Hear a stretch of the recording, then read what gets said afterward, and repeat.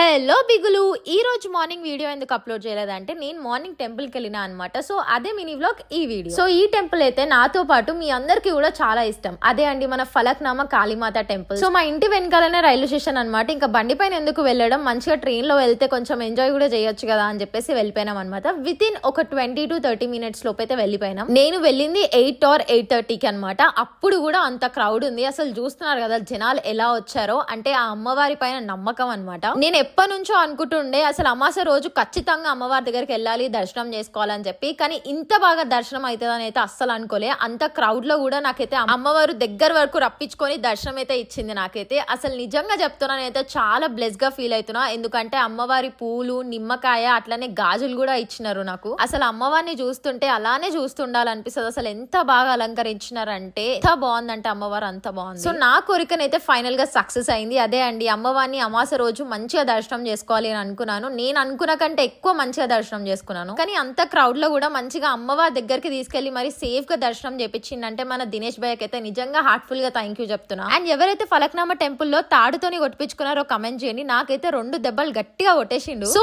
ఈ వీడియో ద్వారా మీరు కూడా అమ్మవారిని మంచిగా దర్శనం చేసుకుంటున్నారని అయితే అనుకుంటున్నాను. సో ఎవరైతే దర్శనం చేసుకున్నారో వాళ్ళైతే జై మాతాజీ అని చెప్పి కమెంట్ చేయండి. మీకు చేయాలనిపిస్తేనే చేయండి. మళ్ళీ దీనికో పెద్ద కాంట్రవర్సీ అయితే అసలు చేయకండి. మళ్ళీ నెక్స్ట్ మినీ వ్లాగ్ లో కలుసుకుందాం. బాయ్ బిగులు.